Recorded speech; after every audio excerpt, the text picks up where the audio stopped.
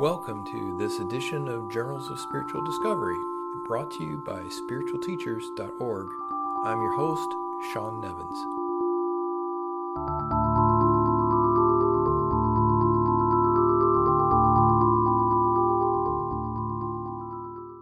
Hello and welcome to this month's edition of Journals of Spiritual Discovery, and welcome as well to a new decade. 2020 is here, and I have a big announcement to share. There's good and surprising news to report regarding the TAT Foundation's new home. As you might know, over 2 years ago, TAT purchased what we call the Thomas Green property in Roxborough, North Carolina. Now, building a retreat center from the ground up proved to be quite a challenge, but with some new determination to make this work, the project recently stirred to life. What happened next was, unexpected to say the least. Through a lot of creative thinking, individual commitments from people like yourself, hustle, and a bit of luck as well, in early December, TAT closed on a separate 15-acre property that has a large home that's suitable for meetings. The Thomas Green property that we previously purchased will be sold as soon as possible. Now, here's some details on this new property. It's in Hurdle Mills, North Carolina, which, I've never heard of that before, but it turns out it's only 35 minutes from Chapel Hill. It's situated on a 15-acre site, so one parcel is 10 acres, and then there's a separate 5-acre parcel where another building could be built in the future. It has a 5-bedroom, 5-bath home, and there's a 3rd floor, which we plan on converting into sleeping areas.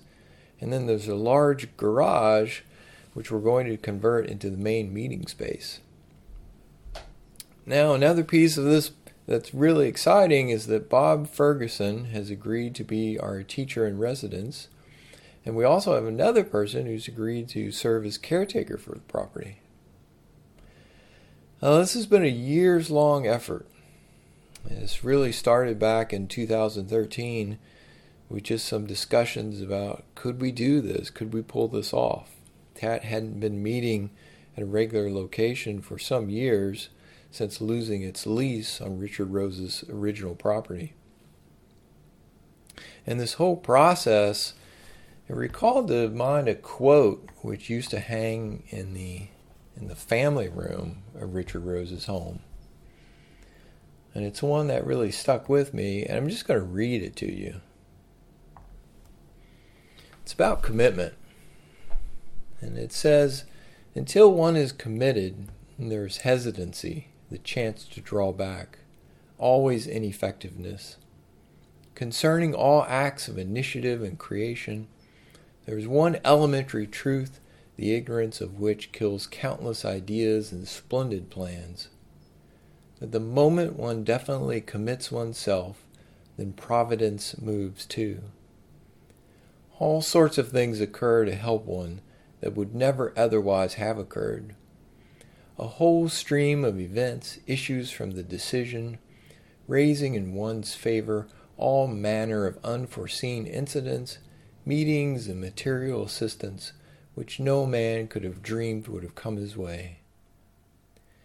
Whatever you can do or dream you can, begin it. Boldness has genius, power, and magic in it. Begin it now. And I think that this whole process, this project of TAT looking for and finding a new home, is really an illustration of commitment. So TAT will be holding its April 2020 meeting at this new property. But in order to do that, it's going to require a collective effort once again, because there's some immediate needs. For one, there's no tables and chairs. It's just a big empty house. So we're going to need some donations, some help from people like yourself, just to get the space set up in order to have meetings. There's also a need for a parking area on the property, so there's some trees that will need to be cleared and some gravel poured in order to create a parking lot.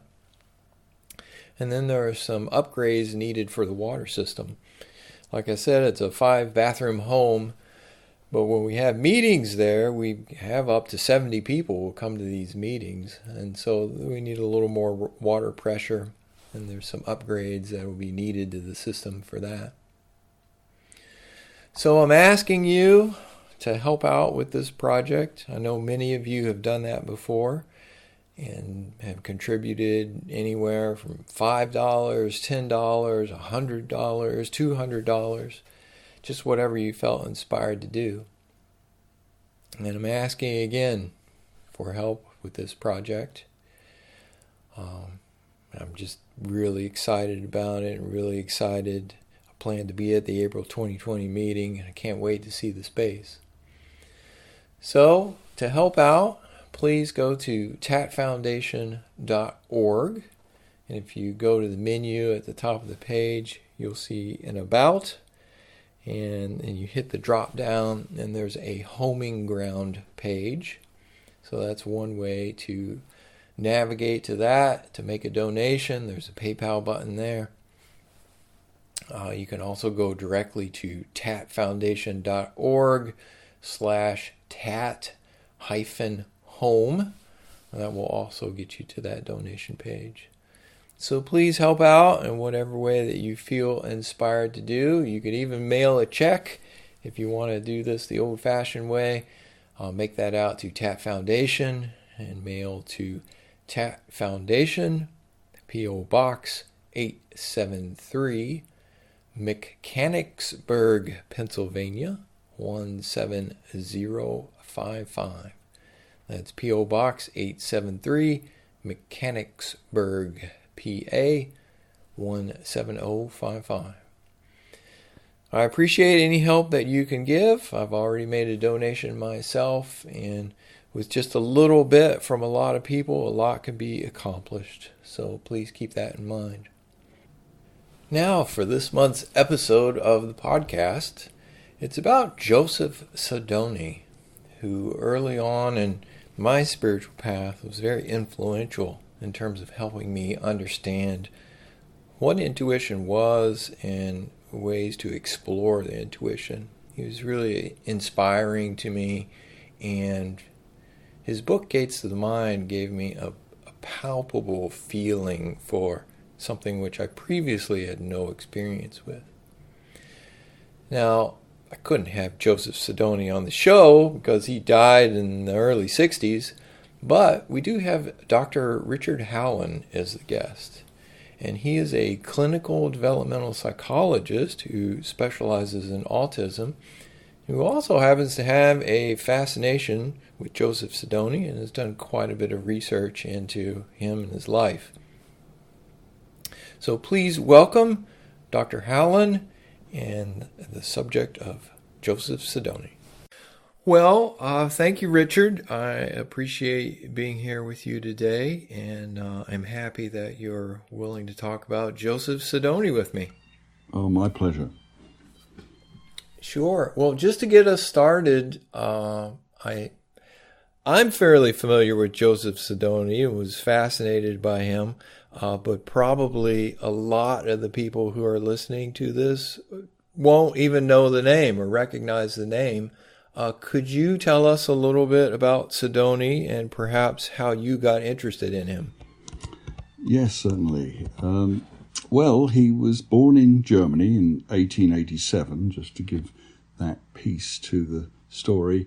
Emigrated to the United States with his family around 1897. So he's about the age of 10 when he emigrated to Kalamazoo, Michigan, and then moved on to Chicago for a while with his family, and eventually ended up in White Lake, which is where I am now, about a mile from his Valley of the Pines, which is his self-named house that he started so long ago, and it's still standing today over there. And he was why he's a man of interest is that he was really a remarkable individual.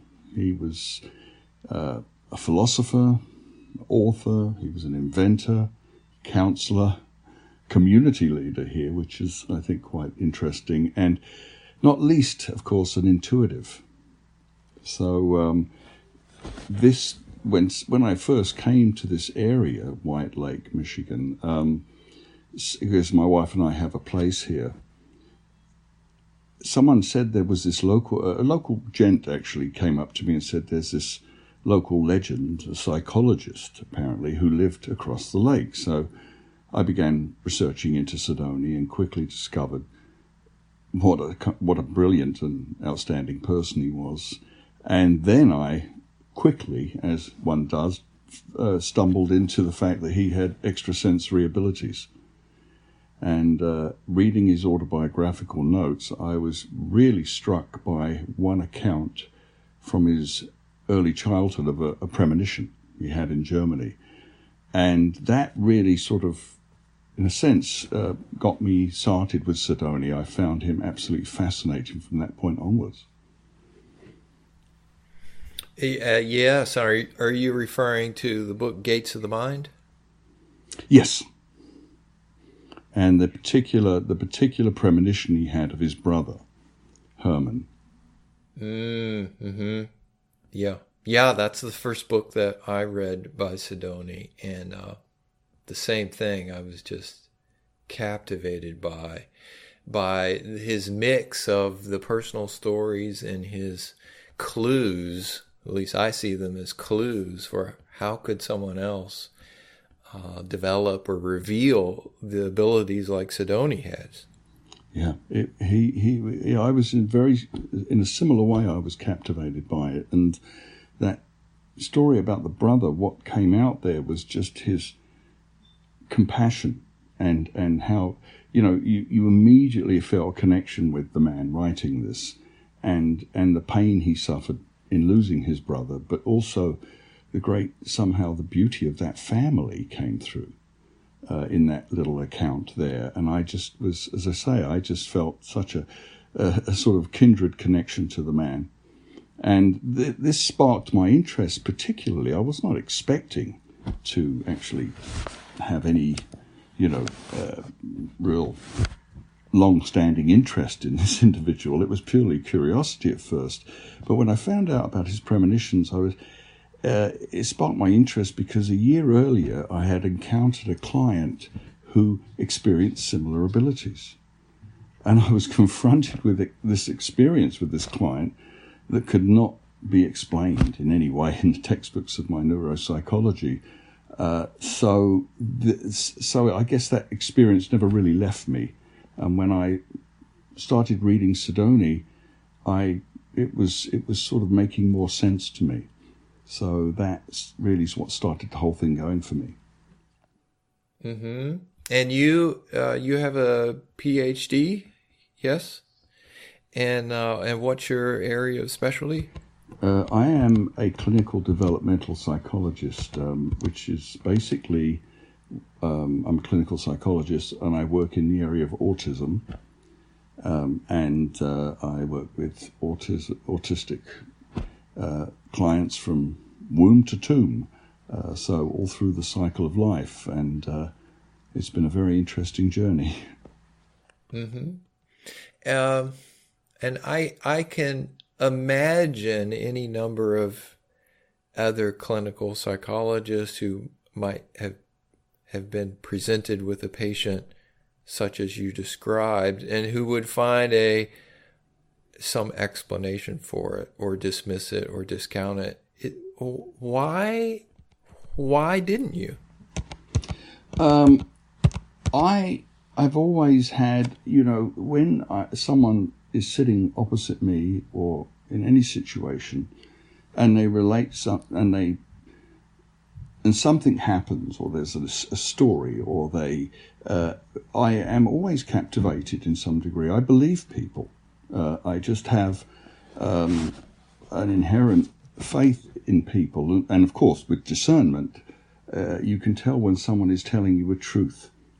And this was clear in my journey through life, that I met people who had such paranormal experiences. And this particular man, I actually experienced his paranormal ability.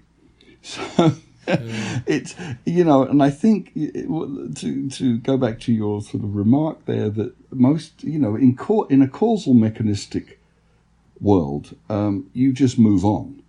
You don't, you say that's weird, and you you leave the situation and never think about it again. But I can't do that. It was just too hard. And this chap really put it right in my face, because, as I said, I actually firsthand experienced his ability, and that you have to be pretty myopic to sort of. It's not easy to move on when you have something like that happen to you.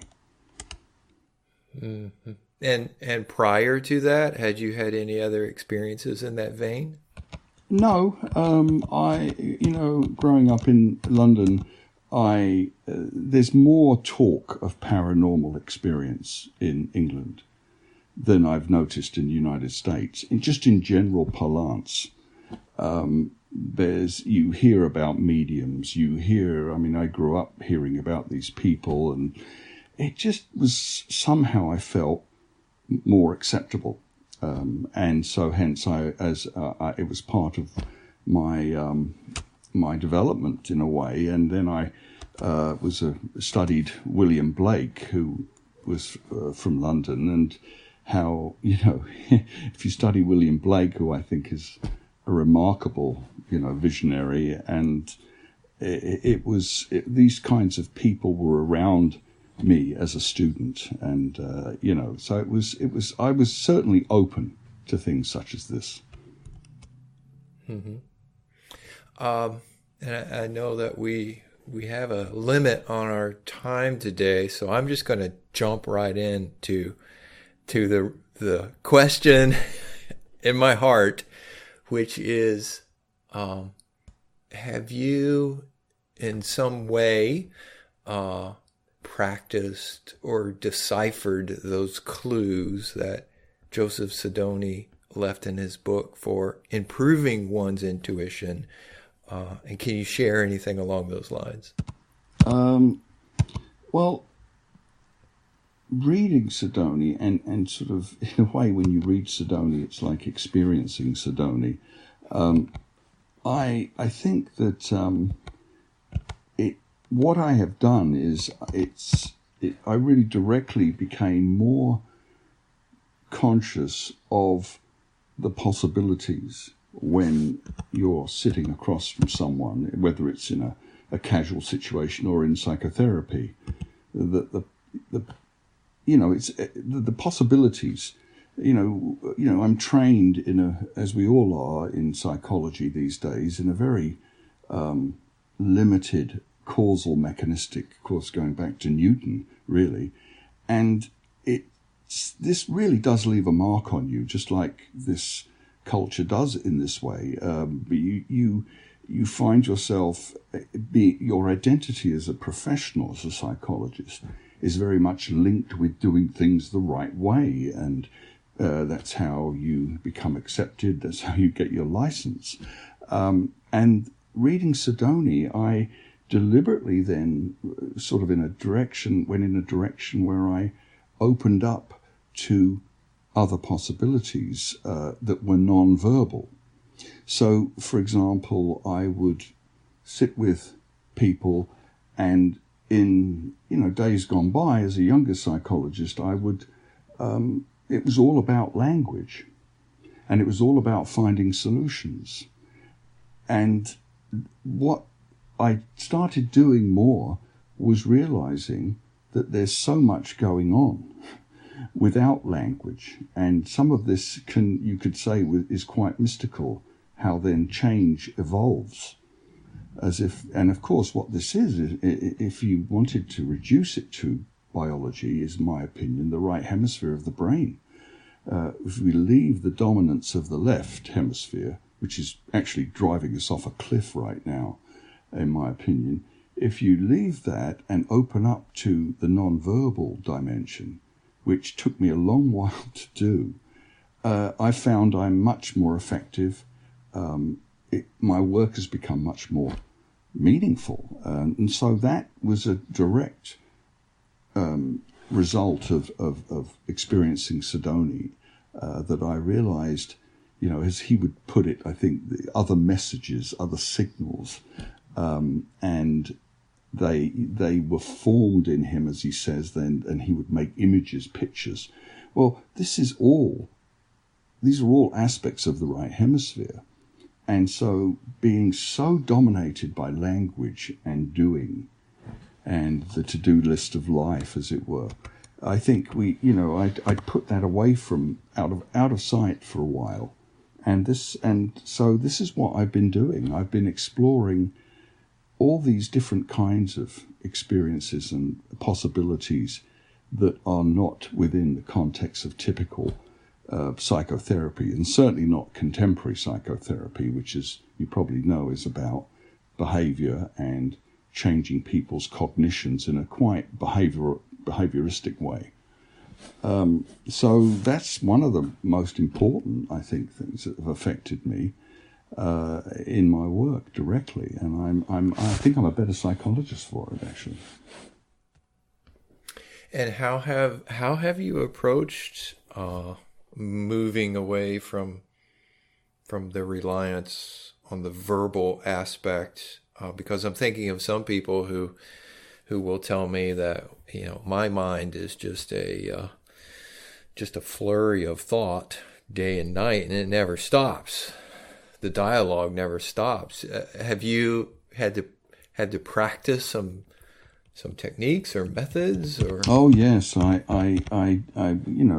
the old the sort of, firstly, I actually work with clients of all ages on meditation and the idea of observing thoughts and the idea of a stream of thoughts that's going, as you say, 24/7, and shifting out of that and being able to just sit for periods with someone in that kind of space.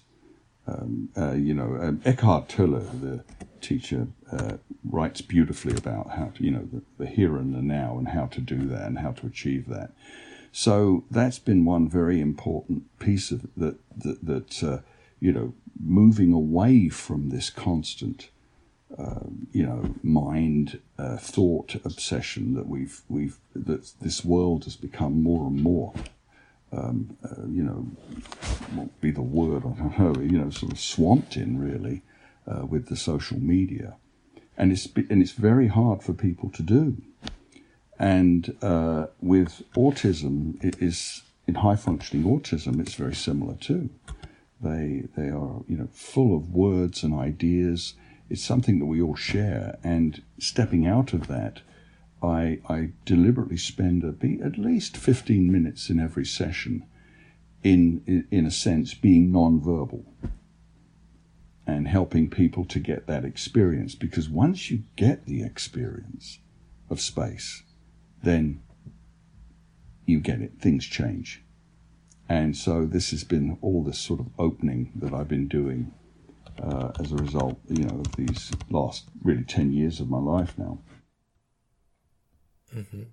I was curious if you felt that people on the autistic spectrum, if they had perhaps more intuitive ability, or if this was easier for them, or I think I heard you say they're just like anybody else in that respect. Yeah, well, I get asked that question a lot, actually, and it's a good question, but I don't think so. I don't think there is any particular link with autism and paranormal experiences.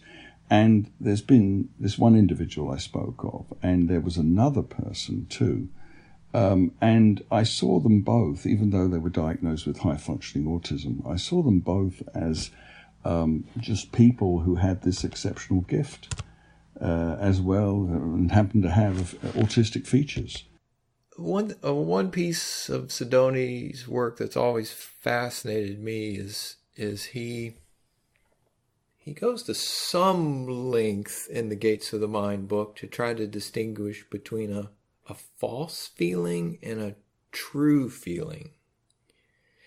Do you have thoughts or perhaps clues that you could pass on to people about your experience with that? Oh gosh, I wish I could. I also, of course, I've read that, and and it's something, I think, a part of the intuitive mind, that they are able to do that. I can't even imagine, because I'm not particularly intuitive. My wife is, but I'm not. But I think it's, again, a non-verbal. He talks about, as you know, Sean, this feelings he gets. He described it as, and I borrow a term actually from the psychologist Eugene Gendling and describe what he's saying as a felt sense, because that eliminates the confusion inherent in the word feeling, because feelings can be so it's a felt sense that seems to be what occurs to Sadony quite spontaneously.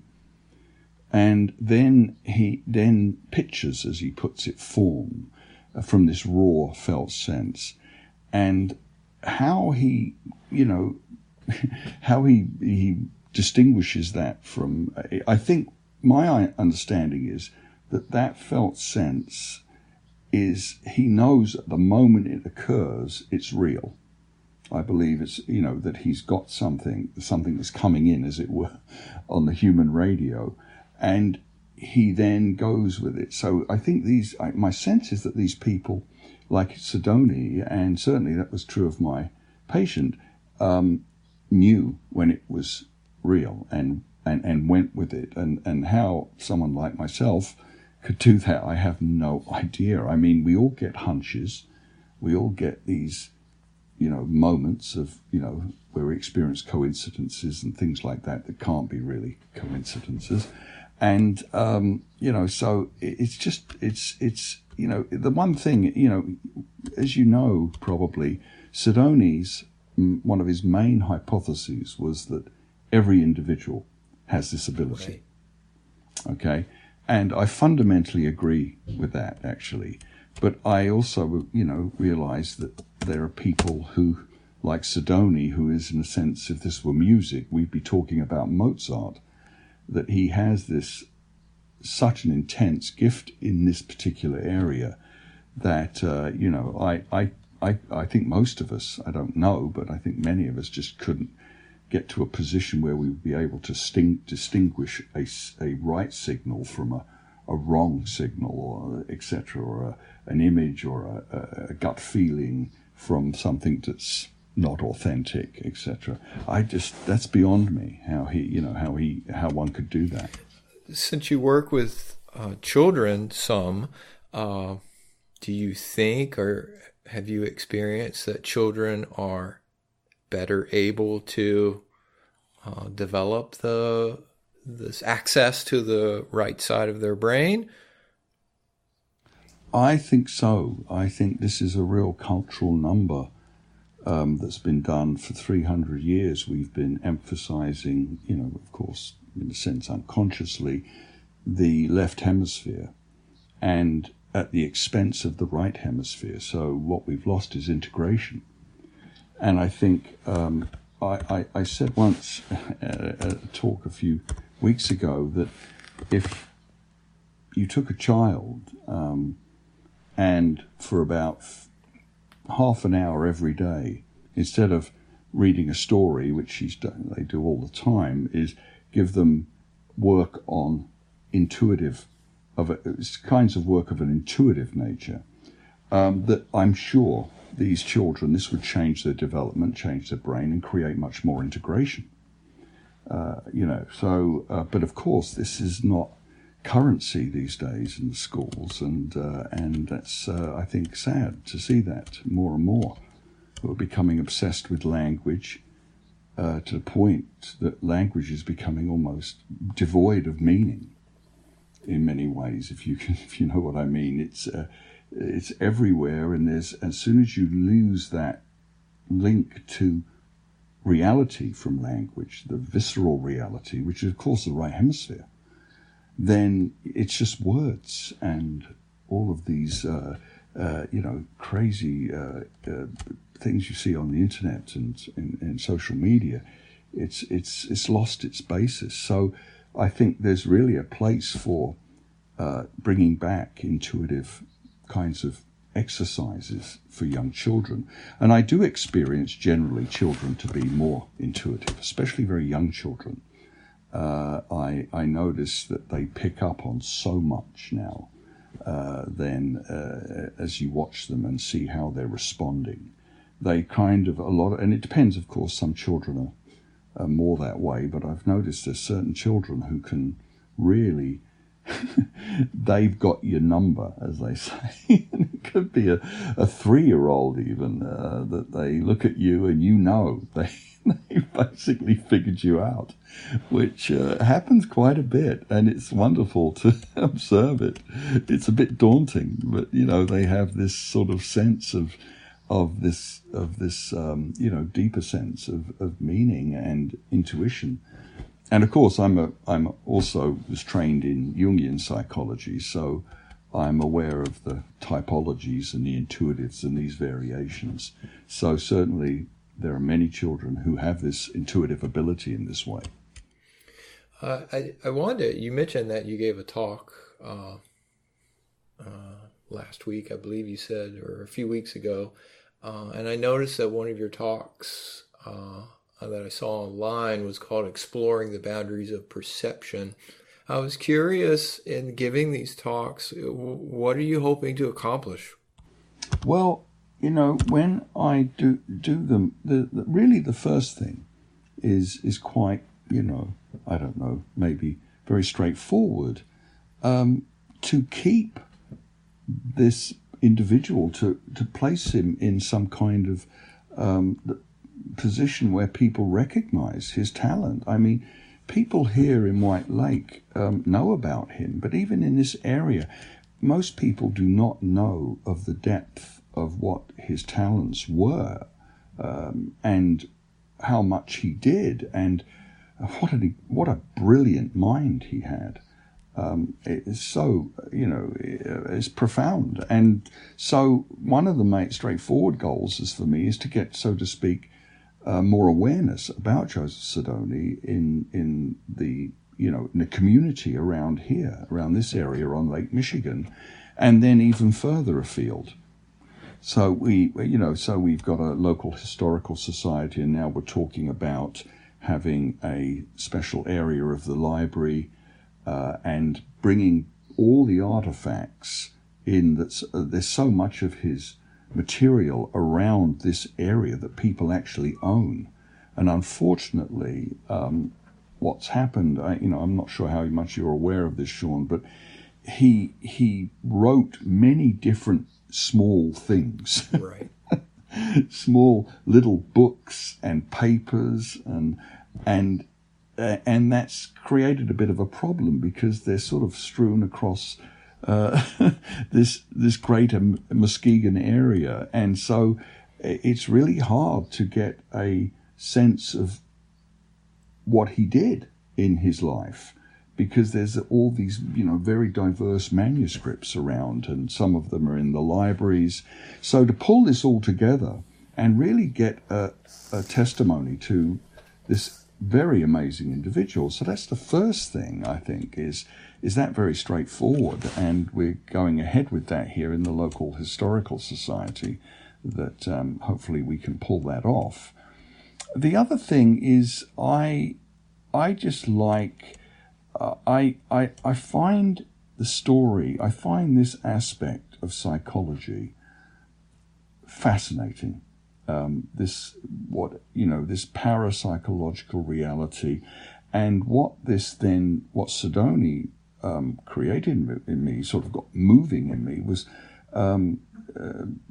a desire to find more out about the boundaries of perception. And of course, through this, I was turned on to Rupert Sheldrake and morphic resonance theory, etc., etc.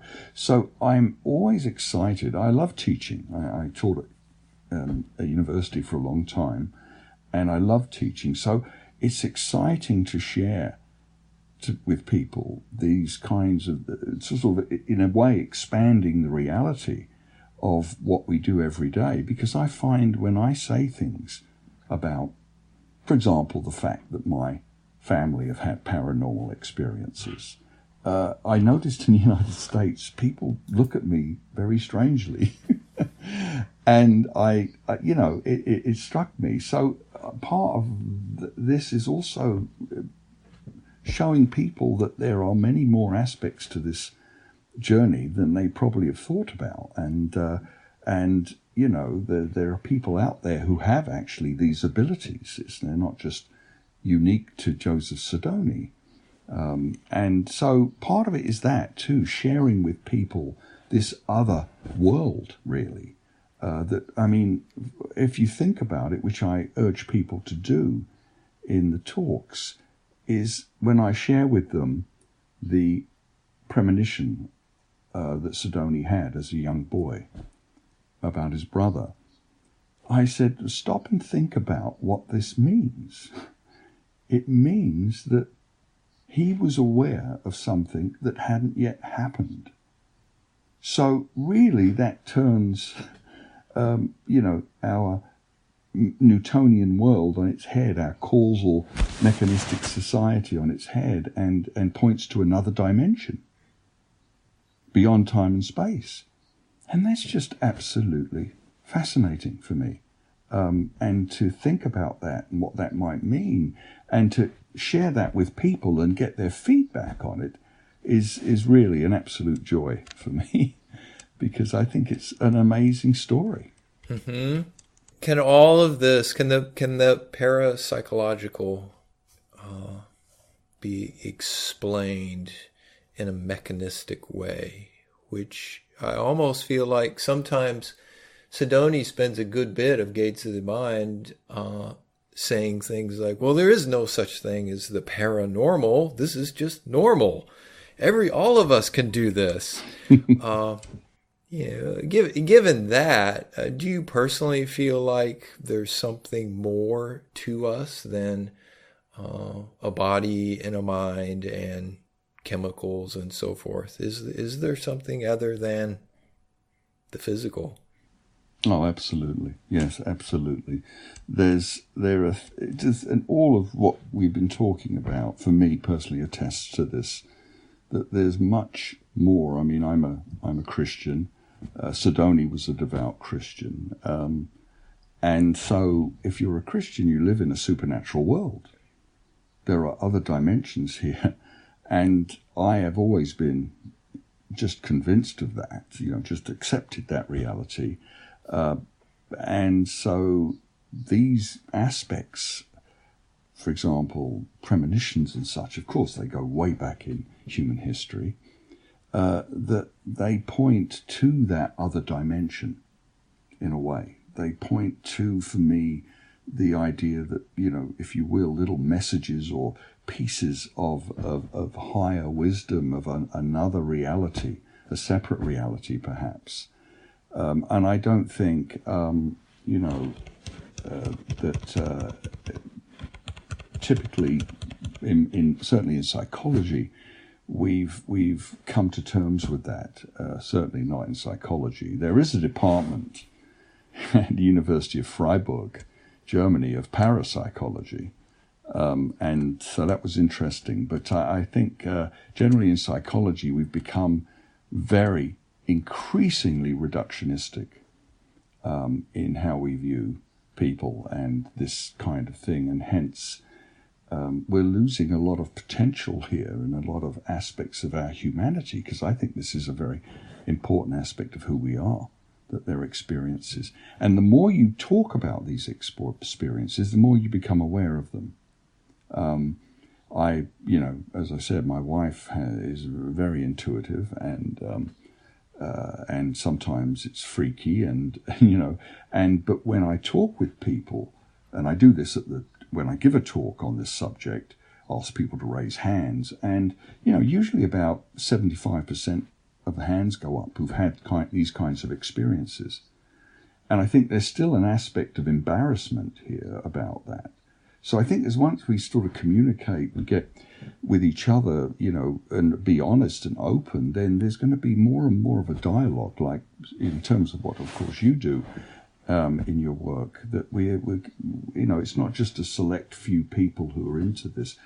I think it needs to be brought into the broader world, that there are other, if you will, another reality or other realities there that we can move into, and it just makes it makes me much more respectful of the limitations of my abilities as a psychologist or whatever. It makes the mystery of a human being much more apparent, because that's what it is. I mean, if I'm sitting opposite someone, it doesn't matter whether they have autism or something else. It's an absolute mystery what's going on between us. And I don't pretend for a second that I've got full clarity of any of this. And that's, going back to what I said earlier, that's what Sadony has opened for me a bit more, where I'm able to tolerate that now more, and leave the old professional role, so to speak, and actually come into a session and leave a session feeling much more connected to the world, which I never did in previous years. And at the same time, it sounds like you would say that your ability in your profession has improved or changed, or there's a new dimension in terms of your ability to help people because of this. Absolutely. I feel, as I said, I've become a better psychologist, a true psychologist, a true, if you will, counselor. I've been able to cast away all the kinds of, shackles, as Blake would say, the mind-forged manacles of the role. And I would think I'm also very at home in the left hemisphere. So I realize, I'm very clear about planning and the need for this, and certainly working with different kinds of problems and issues of daily living. There needs to be some good left hemispheric techniques used to get people to manage situations more. Absolutely. But there's this other area of course, the problem is, how do you get that across to someone? It's rare that you get someone coming in to see a psychologist who you just say, well, this is what you need to do, and they go out and do it. No, there's usually a lot of complex reasons going on, or that they can't do it.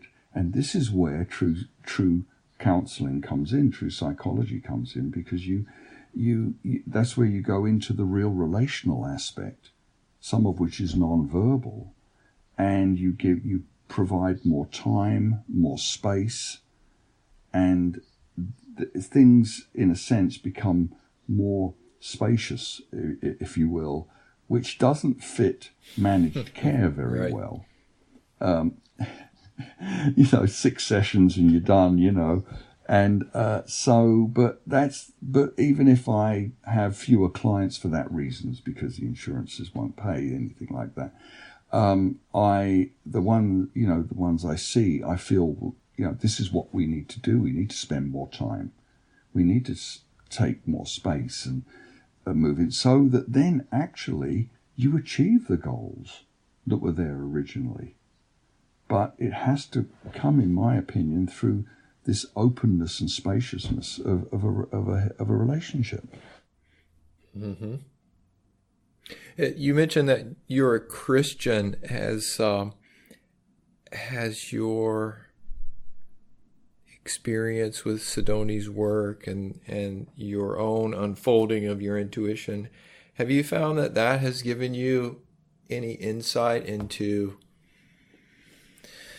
I don't know how you want to phrase it, into your faith, or into the presence of grace in your life, or any actual visceral feeling of what is God? Mm-hmm. Yes, I think one thing I've always felt about Sadony, and I'm sensing, Sean, that you felt this when you read him, that he's an extremely compassionate individual. I mean, a very, person who really cares. I just always have felt that.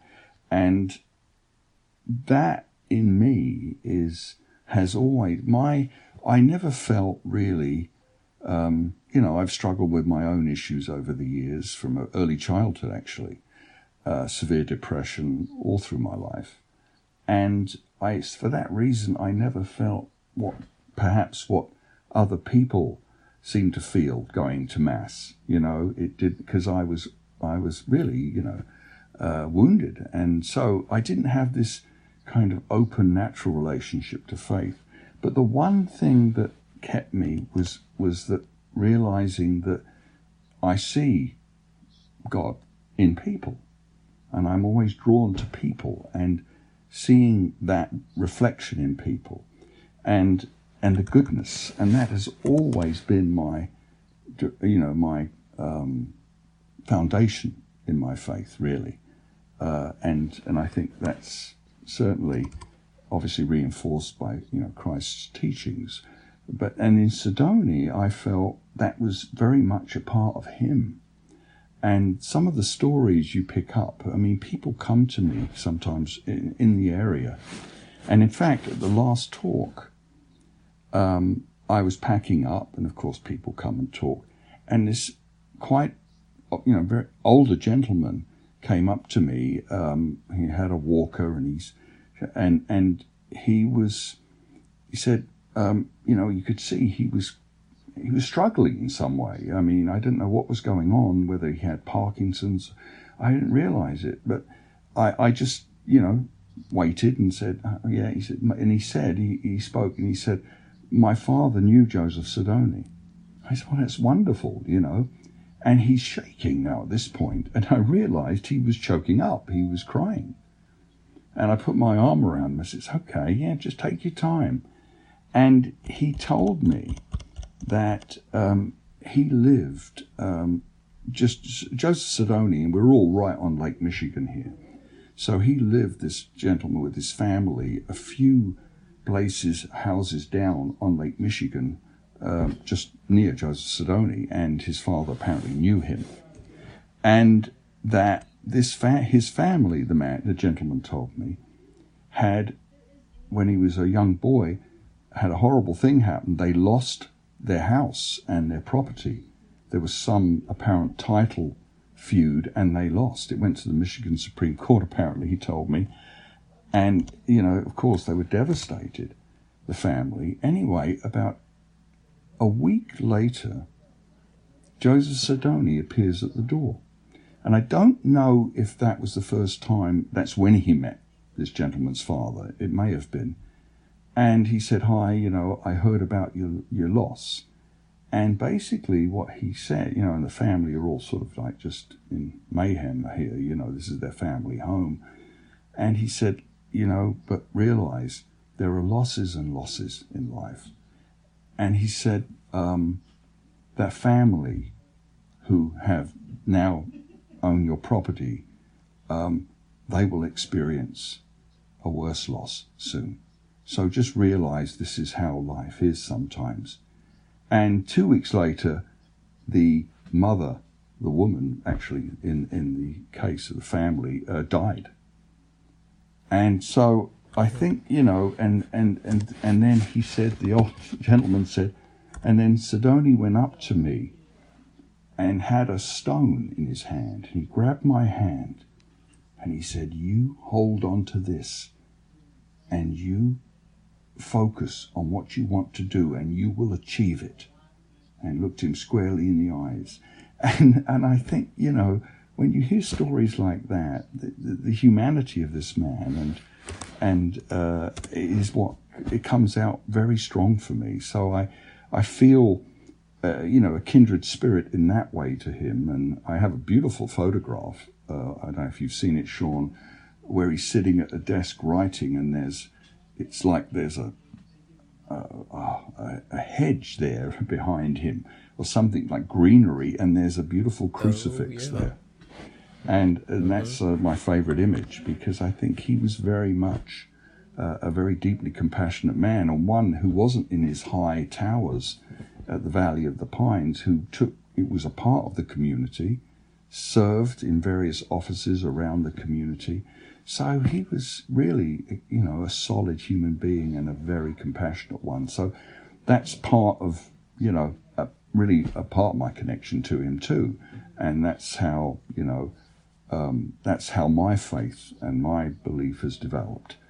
Through the compassion aspect of my own life and of people. That was always there, even through my worst moments, and that's become more. I've become more conscious of that now, and Sadony has reinforced that in me even more. So that's been a beautiful development. You mentioned that there were manuscripts and pamphlets and so forth scattered all around the area. Other than Gates of the Mind, do you have a favorite piece of writing by Sadony? I have he would self-publish right up there in the Valley of the Pines. He had a printing press, and he made. I have several. He wrote for the Muskegon Chronicle, which is the city near here, in a newspaper, and I have several editions. He also published a newsletter of such called the Whisperer, and it was really him. You'd love to see this stuff. It's really him just talking about life and what was going on at the time. It was the Second World War or whatever. And so those are I cherish those, but I also have another original it's a little book called The Human Radio.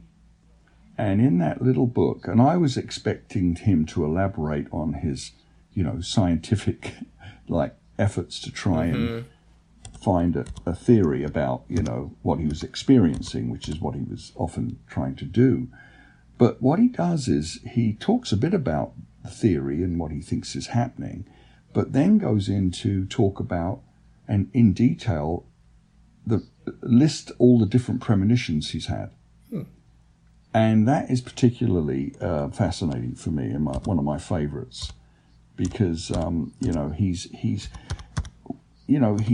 trying to, I sense, saying, look, this is real. And of course, many of his premonitions in this area, of course, were validated by witnesses. There's some quite striking ones. And so, but you sense, I think Joseph Sadony inevitably suffered a bit from isolation as not being a typical academic, so to speak. And thus, I think he was often trying to, show people what he actually does and how he does it.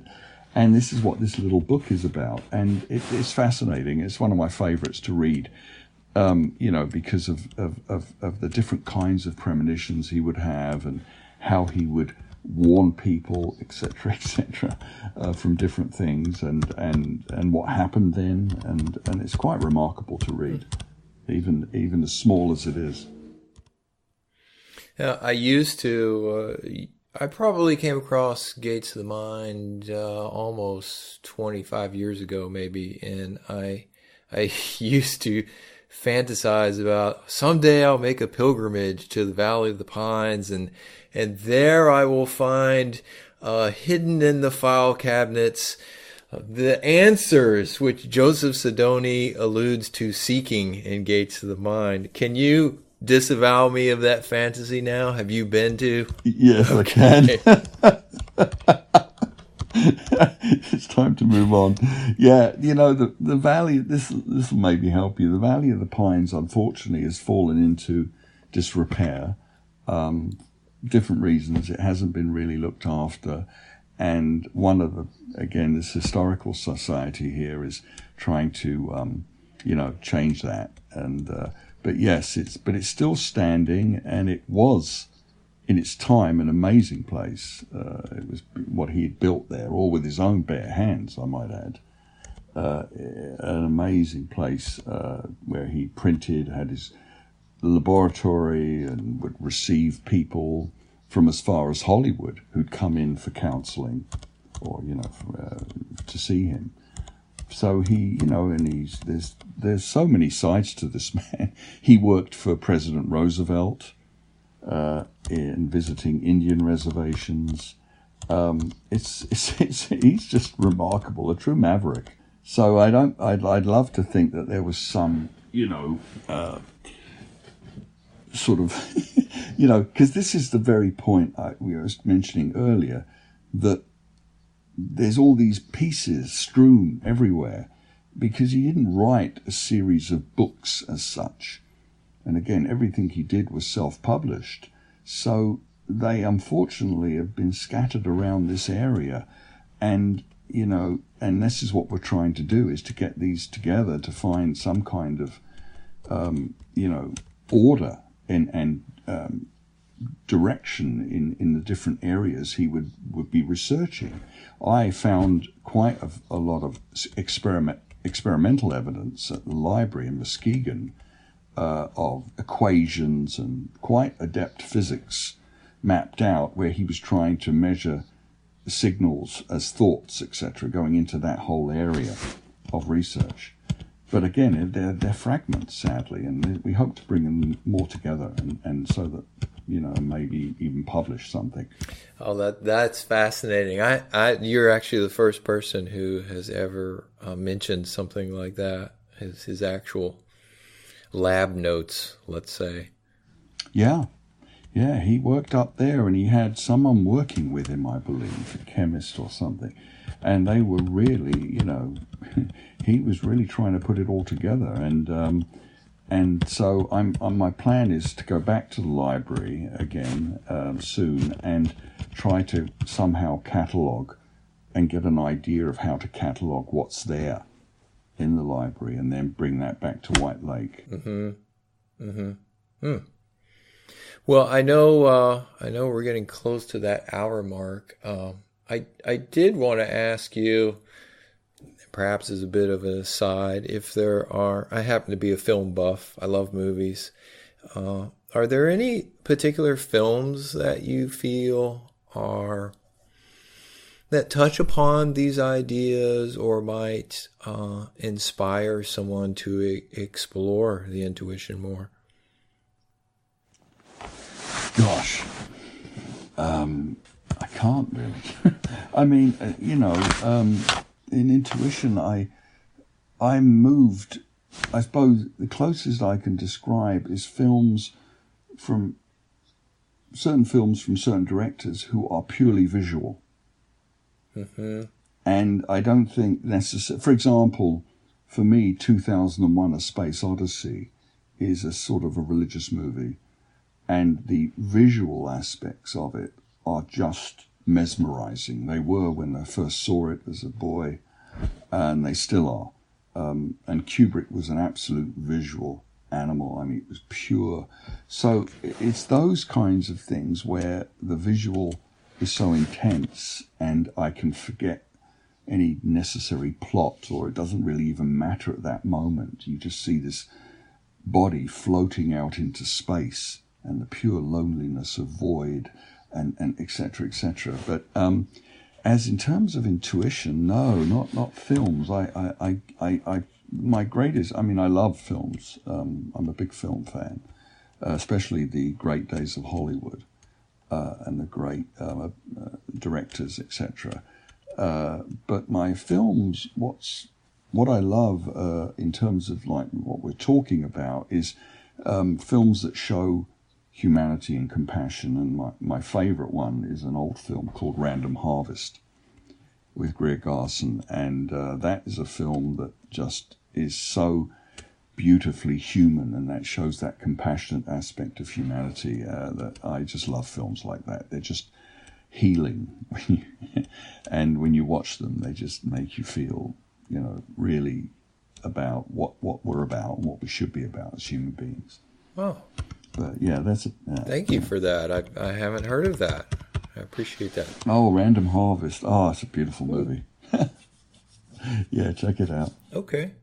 And how about, other than Sadony's books and pamphlets, any books along these lines that you recommend? Well, I think in general, I think one of the most beautiful books I think I've read in this general aspect of what we're talking about. I mean, it's not directly about intuition, but of course intuition weaves its way through the fabric of the book, is Care of the Soul by Thomas More. Mm-hmm. That is have you heard of that one? I have heard of it, but I have not read it. Oh boy, it's a beauty. I read it when I was younger, as a young psychologist. In fact, when I first came to the United States. And I thought it was good. But I happened to pick it up about 2-3 years ago again and reread it. And it's absolutely a beautiful book. It is a truly wonderful work. So that is, in terms of, and he has a Jungian perspective, and Jung was an intuitive. And so this whole, what I was talking about my development as a psychologist is exactly what he's talking about really through that book. And it was just, it's just a real treasure. Yeah, Care of the Soul. Got it. Well, if people were interested in contacting you or finding more about you, where would they go? Well, you can go to I have a website which is more directed at autism, but all my information is on there, and whatever talks I might be giving, and that's richardhowlin.com. Got it. Okay, and I'll be sure I'll have some notes from this podcast on my site. I'll be sure and link to your site as well from that. Sure. Well, not to put you on the spot, but I'm going to put you on the spot. Are there any last thoughts that you have or recommendations that you would make to people who are curious about Sadony and would like to explore this more? Well, I think is the again, unfortunately, it's so strewn, but I think a good direction to go to find out more.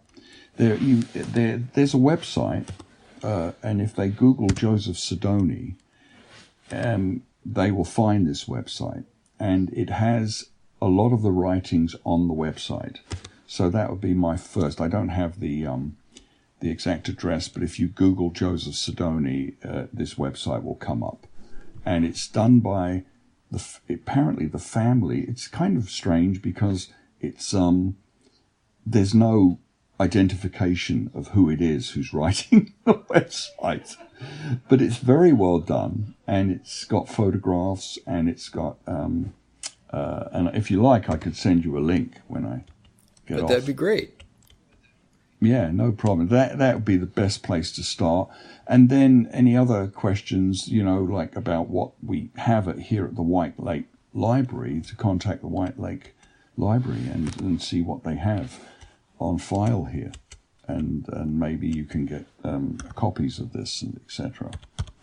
But as I say, it's a work in progress there, and we want to build this up and get some kind of catalogue, so that we can sort of put together the pieces of this man, which is quite a challenge because, as I said, he was good at so many things. Brilliant mind, absolutely brilliant mind, and someone you have to realize who, at a very early age, had no use for school, and he had this self-assuredness that was truly remarkable. He knew who he was, and he knew what he needed to learn, and never had any higher education, and yet he writes English beautifully, even though he was in the German language for the first 10 years or so of his life, which is truly a remarkable achievement. And he's altogether an amazing man. I would love to sit down with him. That's one of my, you have that dream of finding your book, Sean. Right. I have the dream of sitting down with a bottle of scotch with Joseph Sadony. And the first thing I'd do, I'd ask about his childhood. Right. What that must have been like, to have your friends, your mates, do that again, Joe. How do you know that? I don't, I just know it. I don't know. Right. That must have been absolutely amazing. Well, perhaps someday you'll have the experience like Sadony had with his brother who had passed away, and you'll find yourself walking out in nature somewhere, and Sadony will be at your side. That would be wonderful. Yeah, I do feel, I feel a sort of a kind of a obligation here, to do more of this, and also the kind of importance of being respectful towards him, and just sort of trying to do the best job I can in what I do with this, and I tell you, the people are very, very interested in this man, and they should be. Well, thank you, Richard. I appreciate all that you're doing to help people learn about Sadony and help keep his memory alive. Yeah, well, I'm so glad to be able to spend time with you. Thank you so much, Sean. Thank you for listening to this edition of Journals of Spiritual Discovery. I'm your host, Sean Nevins. For more information about today's guest, as well as more interviews, books, and other resources, go to spiritualteachers.org. That's spiritualteachers.org.